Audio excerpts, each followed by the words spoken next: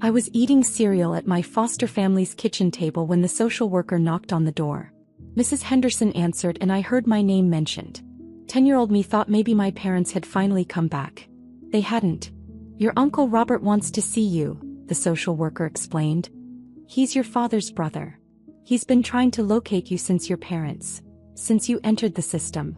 I didn't remember having an Uncle Robert. My parents had never mentioned family, never brought relatives to our apartment, never talked about anyone except themselves and their problems. The visit was scheduled for the following Saturday at a coffee shop downtown.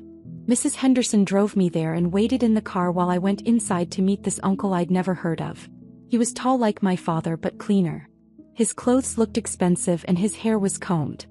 He stood up when he saw me approach his table. You must be Sarah, he said gently. I'm your Uncle Robert. Your dad's older brother. Why didn't I know about you? Your parents and we had disagreements about some things. I tried to stay in touch, but they moved around a lot and didn't want contact with family. Uncle Robert bought me hot chocolate and asked about school, about my foster family, about whether I needed anything. He seemed genuinely interested in my answers, which was more attention than my parents had ever given me. I want you to know that I've been looking for you since the day you were placed in care, he said. It took my private investigator 8 months to track you down through the system. Why were you looking for me? As your family. Because you deserve better than what happened to you. He explained that my parents had taken money from someone and disappeared, leaving me behind. He didn't say how much money or who they'd taken it from, but his expression suggested it was serious. I want to be part of your life if you'll let me, he said. I can't undo what they did, but I can try to help moving forward. Uncle Robert became the most consistent adult in my life. He visited every other weekend, took me to museums and baseball games, helped me with homework over the phone, and made sure I had everything I needed. When Mrs. Henderson said the other foster kids were jealous of my rich uncle, I realized that Uncle Robert had more money than I'd understood. What kind of work do you do? I asked him during one of our Saturday outings. I develop real estate. I buy properties, improve them, and either sell them or rent them out. I've been lucky with my investments. Are you rich? I'm comfortable, he said with a smile. More importantly, I want to make sure you're comfortable too. When I turned 16, Uncle Robert offered to pay for private school. When I graduated high school, he covered my entire college tuition. When I wanted to go to graduate school, he insisted on paying for that too. This is what family does, he said whenever I tried to thank him. We take care of each other. Throughout all of this, my parents never contacted me. Not a phone call, not a letter, not even a birthday card. According to Uncle Robert, they'd moved to another state and were still having legal troubles related to whatever money they'd taken. Do you ever hear from them? I asked during my senior year of college. Occasionally. They ask about you sometimes. Do they want to see me? Uncle Robert's expression darkened slightly. They ask whether you've inherited anything yet. What does that mean? It means their priorities haven't changed much. I didn't understand what he meant until years later. After college, I got a job at a marketing firm in Seattle. Uncle Robert helped me with the down payment on a small condo, co-signed my car loan, and continued to be the supportive family I'd never had as a child. We talked every week, visited each other regularly, and he never missed important events in my life. When I got engaged to David, Uncle Robert insisted on paying for the wedding. You're the daughter I never had, he said. Let me do this. The wedding was beautiful. Uncle Robert walked me down the aisle and gave a toast that made everyone cry. My parents were not invited and did not attend. 2 years later, David and I bought a house. Uncle Robert contributed $50,000 toward the down payment. When our daughter Emma was born, he set up a college fund for her immediately. I want her to have all the opportunities you didn't have when you were young, he explained. Uncle Robert was the perfect grandfather to Emma. He taught her to ride a bike, took her to the zoo every month, and read her bedtime stories when he visited. She adored him and he clearly adored her back. When Emma turned 5, Uncle Robert's health started declining. Diabetes complications led to kidney problems, which led to frequent hospital stays. I spent more and more time helping him manage his medical care and business affairs. I need to update my will, he told me during one hospital visit. I want to make sure Emma's future is secure, and I want to make sure you're taken care of. Uncle Robert, don't talk like that. You're going to be fine. I'm 78 years old with failing kidneys, Sarah. We need to be realistic. He asked me to help him organize his financial documents and work with his attorney to update his estate planning. I was shocked to learn the extent of his wealth. Real estate investments, stock portfolios, business partnerships. Uncle Robert was worth far more than I'd realized. How much? I asked his financial advisor. Approximately $18 million plus properties. 18 million? Your uncle has been very successful over the years. He owns commercial real estate in 4 states, plus residential properties and investment accounts. Who inherits all of this? According to his current will, you inherit everything except for specific bequests to charity. Emma gets a separate trust fund of $2 million. I sat down heavily. He's leaving me $18 million? Plus the house in Bellevue, the lake cabin, and the commercial properties. He's been very clear about his intentions. Uncle Robert passed away on a Tuesday morning in March. I was holding his hand when he died, and his last words were, "Take care of Emma." The funeral was held the following Saturday. Nearly 200 people attended, business associates, neighbors, church members, and friends from his community. Uncle Robert had been well loved and respected. My parents did not attend the funeral. The will reading was scheduled for the following Tuesday at the law offices of Morrison, Chin and Associates. I arrived with David and my attorney, expecting a straightforward process. I was not expecting to see my parents sitting in the waiting room. I hadn't seen them in 27 years. Dad looked older but still had the same shifty expression I remembered from childhood. Mom had gained weight and was wearing clothing that looked expensive but didn't fit properly. "Sarah." Mom stood up and approached me with her arms outstretched. "Oh honey, we've missed you so much." I stepped back. "What are you doing here?" "We're here for Uncle Robert's will reading," Dad said. "We drove up from Phoenix as soon as we heard about his passing." "How did you even know he died?" "We've been keeping track of family news," Mom said. "We knew you two were close." My attorney leaned over and whispered, "Did you know they were going to be here?" I had no idea. The estate attorney, Mr. Morrison, called everyone into the conference room. Besides my parents, David, and me, there were representatives from 3 charities that Uncle Robert had supported. "We're here to read the last will and testament of Robert William Chin," Mr. Morrison began. Mr. Chin was very specific about his intentions for his estate. He read through the charitable bequests first. $500,000 to the Children's Hospital, $300,000 to the Diabetes Research Foundation, $200,000 to the local food bank. Then he got to the main estate. "To my beloved niece Sarah Chin Williams, who has been the daughter I never had and the light of my later years, I leave the remainder of my estate, including all real estate properties, investment accounts, and personal belongings. The current value of this bequest is approximately $18 million. My parents exchanged glances. "To my great-niece Emma Williams, I leave a separate trust fund of $2 million, to be managed by her mother Sarah until Emma reaches age 25. Mr. Morrison continued reading specific details about the properties and accounts, but I was focused on my parents' expressions. They looked expectant. When the reading concluded, Mr. Morrison asked if there were any questions. Dad raised his hand. "What about the family provisions?" "I'm sorry, what do you mean?" "Well, Robert was my brother. Sarah's my daughter. Surely there are provisions for immediate family members." Mr. Morrison looked confused. Mr. Chin was very clear about his beneficiaries. "Sarah inherits the estate." "But we're talking about $18 million, Mom interjected. "That's too much money for one person. Family estates should be shared among family members." Mrs. Chin was very specific about his intentions, Mr. Morrison said carefully. "The estate goes to Sarah." "We'll need to contest this," Dad announced. $18 million should be divided among Robert's surviving relatives. Sarah can have the largest share, but his brother and sister-in-law should receive portions as well. I stared at them. "You want to contest Uncle Robert's will?" "We're not trying to be greedy," Mom said. "But family money should stay in the family. You get the majority, we get reasonable shares. Everyone's happy." "You abandoned me when I was 10 years old." "That was different," Dad said. "We were having financial difficulties and couldn't provide proper care. Robert could give you opportunities we couldn't. It worked out for everyone." "Financial difficulties?" We made some mistakes with money that belonged to other people, Mom explained. We had to leave town quickly and we couldn't take you with us. It would have been dangerous for you. So you just left me.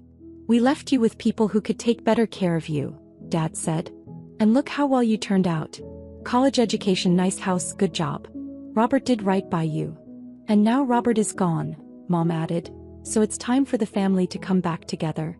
We've missed so much of your life and Emma's life. We want to be part of the family again. Where have you been for 27 years? We've been in Phoenix trying to rebuild our lives, Dad said. We always planned to reconnect once we got back on our feet financially. And now I've inherited $18 million, so you're back on your feet? Sarah, don't be cynical, Mom said. We're here because we love you and we want to be a family again. The money is just, well, it's an opportunity for all of us to have security. My attorney leaned over again. Do you want to continue this conversation? Before I could answer, Dad continued talking. We've already consulted with an attorney in Phoenix about family inheritance laws. When someone inherits a large estate, immediate family members have rights to contest the distribution, especially when they were excluded without reasonable cause. Excluded without reasonable cause, I repeated.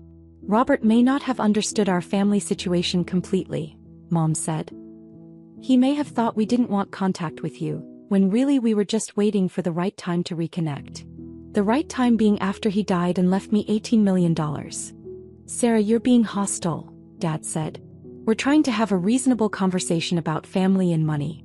Robert left you far more money than one person needs. Sharing it with your parents is the right thing to do. How much do you want? We're not being greedy, Mom said quickly. Maybe $4 million each for your father and me. That leaves you with $10 million plus the properties. Everyone's comfortable and we can all move forward as a family. $8 million. It's fair, Dad said. We're your parents. We have rights. Mr. Morrison cleared his throat. Actually, there's something else I need to mention. Mr. Chin anticipated that there might be challenges to his will, particularly from Sarah's parents. He opened another file folder. Mr. Chin asked me to prepare a letter to be read in the event that anyone contested the will or claimed that family members had been excluded unfairly. What kind of letter? My attorney asked. A letter explaining his reasoning for the distribution, along with supporting documentation. Mr. Morrison began reading. If my brother Michael and his wife Linda are present at this will reading, and if they are expressing surprise or dismay at being excluded from my estate, I want them to understand my reasoning. My parents looked uncomfortable. 27 years ago, Michael and Linda took $13,000 from a client's account at the construction company where Michael worked. When the theft was discovered, they fled the state, abandoning their 10-year-old daughter Sarah with no provision for her care. Dad's face went red. That's not exactly what happened. Mr. Morrison continued reading. They left Sarah alone in their apartment for 3 days before neighbors called social services. Sarah was found with no food, no clean clothing, and no information about where her parents had gone. We couldn't take her with us, Mom said defensively. It wasn't safe. The $13,000 they stole was meant to pay medical bills for an elderly client whose roof repairs had been completed. When Michael and Linda disappeared with the money, the client was left with unpaid medical debt and a roofing company that went bankrupt trying to cover the stolen funds. I stared at my parents. You stole money from a sick person? It was more complicated than that, Dad muttered. Mr. Morrison wasn't finished. Over the past 27 years, Michael and Linda have contacted me 4 times asking about Sarah's inheritance prospects. They have never asked about Sarah's well-being, education, or happiness. Their only inquiries have been about money. That's not true, Mom protested. I have recordings of those conversations, Mr. Morrison said calmly. Mr. Chin recorded all communications with family members to protect Sarah's interests. He opened a laptop computer on the table. This is a conversation from 2019, approximately 2 years ago. A recording began playing. Dad's voice was clearly audible. Robert, we know you've been supporting Sarah financially. We're wondering about estate planning. If something happens to you, we want to make sure we can step in and help manage whatever inheritance she receives. Uncle Robert's voice responded, Are you asking about Sarah's well-being or about her inheritance? Both, obviously. But $18 million is a lot of money for someone with no experience managing wealth. We're her parents. We should be involved in major financial decisions. How did you know the estate was worth $18 million? Well, we've been keeping track of your business success. We're proud of what you've accomplished. Michael, you haven't spoken to your daughter in 26 years. That doesn't mean we don't love her. Family is family, Robert. Sarah needs guidance with this kind of money. The recording ended. My parents sat in silence. There are 3 more recordings, Mr. Morrison said.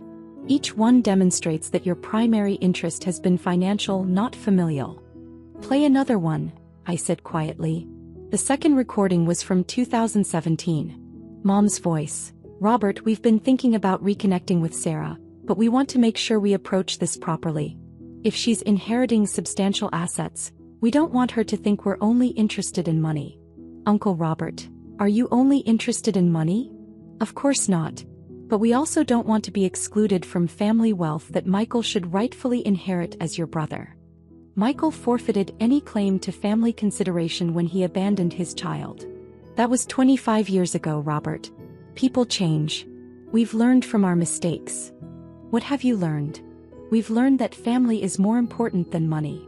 Then why is this conversation about money instead of about Sarah? Long pause. Then Mom, well, both are important. The recording ended. There's more, Mr. Morrison said. But I think the pattern is clear. Dad stood up angrily. Those recordings were made without our consent. They're inadmissible if we contest this will. Actually, they're perfectly admissible, my attorney said. Your brother had every right to record conversations about his own estate planning. We're contesting this will, Dad announced. Sarah can keep the majority of the estate, but we deserve reasonable compensation as immediate family members. On what grounds? Mr. Morrison asked. On the grounds that we're her parents and we have legal rights to family estate assets. You surrendered your parental rights when you abandoned her. We never formally surrendered anything. We're still her legal parents. Mr. Morrison opened another file.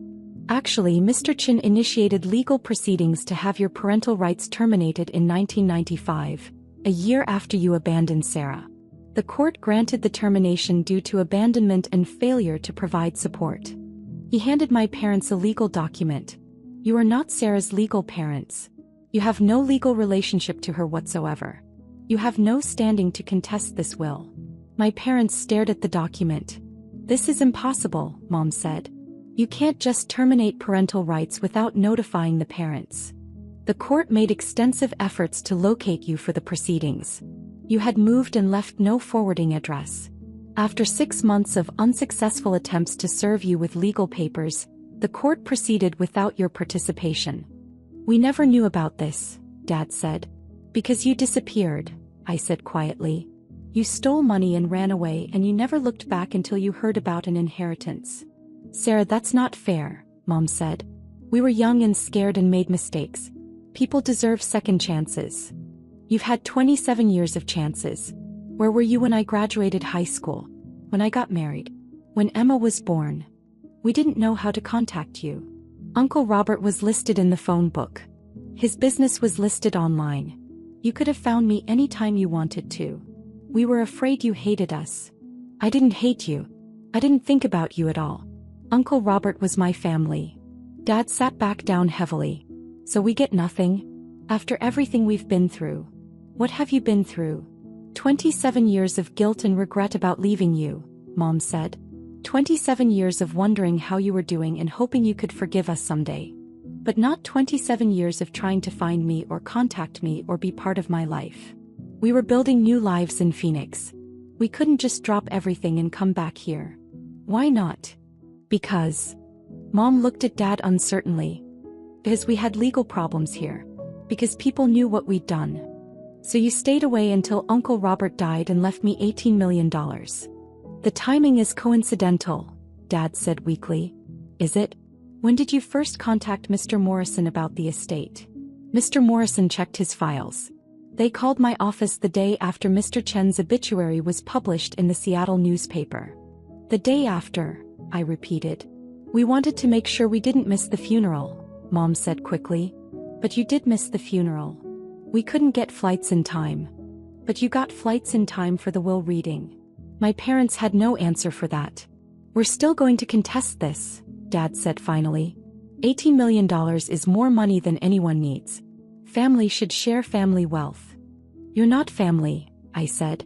You're strangers who share my DNA. Sarah, please, Mom started crying. We know we made mistakes, but we're trying to make things right. This money could help us rebuild our relationship. Relationships aren't built with money. But money can remove barriers, Dad said. If we're financially secure, we can focus on being a family again instead of worrying about survival. You've been surviving fine in Phoenix for 27 years. We've been struggling. We've never recovered financially from the mistakes we made when you were young. What mistakes? You mean stealing $13,000 from a sick person? It wasn't like that, Dad said. The money was sitting in an account and we borrowed it temporarily. We planned to pay it back. With what money? We had plans. Investments that didn't work out. So you gambled with stolen money. We made bad decisions. Young people make bad decisions. But we've learned from those mistakes. Have you? Because right now you're trying to take money that doesn't belong to you. This is different. This is family money. No, this is Uncle Robert's money. He earned it and he chose how to distribute it. Dad stood up again. We'll see what the courts say about that. The courts will say the same thing Mr. Morrison just told you. You have no legal standing to contest this will. You're not my parents, legally or practically. We'll find a way, Mom said. $18 million is worth fighting for. And there was the truth they'd been dancing around all afternoon. You're not here because you want a relationship with me, I said. You're here because you want money. We want both, Mom insisted. No, you want money. If you wanted a relationship, you would have contacted me years ago. You would have been at my wedding. You would have sent birthday cards. You would have asked to meet your granddaughter. We can still do all of those things, Dad said. Starting now. Starting with sharing this inheritance so we can all move forward as a family. I don't want to move forward as a family with you. Sarah, please be reasonable. We're offering to share this wealth and rebuild our relationship. You get $10 million plus properties, we get financial security, and Emma gets grandparents who can contribute to her future. Emma has never needed grandparents who disappeared for money. She needs grandparents who can help pay for her education and her future, Dad said. $10 million is enough for you. $4 million each for us is reasonable. No. We'll contest the will. Go ahead. You'll lose. We'll hire the best lawyers we can find. With what money? Dad's face reddened again. We'll find a way to pay for legal representation. You'll take out loans against an inheritance you're never going to receive. Mom leaned forward desperately. Sarah, honey, please think about this practically. We're your biological parents. We have rights. Courts don't like to see family members completely excluded from large estates. You excluded yourselves when you abandoned me. We've explained the circumstances of that situation. You stole money and ran away. We made mistakes 27 years ago. How long are we supposed to pay for those mistakes? How long did you expect me to pay for them? The room went quiet. I spent 7 years in foster care because you made those mistakes, I continued. I aged out of the system at 17 with no family, no money, and no support except for Uncle Robert. I worked 2 jobs through college because I didn't want to burden him with more expenses than necessary. I've spent my entire adult life being grateful for basic family support that should have been automatic. We're sorry, Mom said quietly. Are you sorry for abandoning me, or are you sorry that your abandonment cost you $18 million? Both. That's honest at least. I stood up. Mr. Morrison, what do my parents need to do to contest this will? They would need to file a petition with the probate court within 90 days of the will being read. However, as I've explained, they have no legal standing to make such a petition. What if they find a lawyer willing to take the case anyway? Any lawyer who reviews the documentation will advise them that they have no case. Their parental rights were terminated, they have no legal relationship to the deceased, and they've been explicitly excluded from the will with clear reasoning. And if they find a lawyer willing to take a hopeless case for money, the case will be dismissed, and they'll be responsible for court costs and possibly attorney fees for the estate. I turned back to my parents. Do you understand that? If you contest this will and lose, you could end up owing money to Uncle Robert's estate. We understand the risks, Dad said. But $18 million is worth the risk. It's not your $18 million. It should be partly ours. Why? Because we're family. You're not my family. You gave up that role 27 years ago. I picked up my purse and headed toward the door. David followed me. Sarah, wait, Mom called. Please don't leave like this. We can work something out. There's nothing to work out. What if we asked for less money? What if we just wanted enough to be comfortable? How much is enough to be comfortable? 2 million each? No. 1 million each? No. 500,000 each? You're negotiating for money from someone you abandoned as a child. We're trying to find a solution that works for everyone. There is no solution that works for everyone. Uncle Robert made his decision about who deserved his money. I agree with his decision. Sarah, please, Dad said. We need this. We're getting older and we don't have retirement savings. This money could make the difference between security and poverty in our old age. You should have thought about retirement savings 27 years ago. We've struggled financially ever since we left Seattle. We've never been able to get ahead. That's what happens when you steal money and run away. We've paid for our mistakes. Not as much as I paid for them. I reached the door and turned back one more time. If you contest this will, you'll lose everything you've spent on legal fees and you'll never hear from me again. If you walk away now, you'll never hear from me again anyway, but at least you won't be broke. Sarah, don't do this, Mom pleaded. We're family. Family should forgive each other. Family should also not abandon each other for money. We didn't abandon you for money. We abandoned you to protect you. You abandoned me because taking me with you would have made it harder to run away with stolen money. I walked out of the law office with David and my attorney. My parents followed us to the parking lot. Sarah, please, Mom called. Think about Emma. She deserves to know her grandparents. Emma deserves grandparents who didn't steal money from sick people and abandon their children. We've changed. Have you? Because an hour ago you were demanding $8 million from an estate that doesn't belong to you. We were trying to be practical about family finances. You were being greedy about someone else's money. I got in my car. David got in the passenger seat. Through the window I could see my parents standing in the parking lot looking lost. Dad approached my window. I rolled it down halfway. This isn't over, he said quietly. We'll find a way to contest this will. $18 million is too much money to walk away from. That's exactly why Uncle Robert left it to me instead of you. I drove away. In the rearview mirror, I could see my parents standing next to their rental car, probably trying to figure out how to pay for lawyers they couldn't afford to fight a case they couldn't win for money they were never going to receive. 3 months later, I received notification that my parents had indeed filed a petition to contest Uncle Robert's will. Their lawyer withdrew from the case 2 weeks later when they couldn't pay his retainer fee. The petition was dismissed for lack of standing. Uncle Robert's $18 million went into trust accounts that would fund Emma's education, support various charities, and provide me with financial security for the rest of my life. I used some of the money to establish a scholarship fund for children aging out of foster care. My parents never contacted me again after the case was dismissed. I assumed they went back to Phoenix to continue their lives of financial struggle and poor decisions. Emma asks about her other grandparents sometimes. I tell her that some people make choices that prevent them from being part of family, and that the people who choose to stay and love you are the ones who matter. Uncle Robert had been right about everything. Family isn't about biology. It's about showing up, caring for each other, and putting love before money. He'd shown up for me when I needed him most. I'll spend the rest of my life making sure his legacy shows up for other people who need family.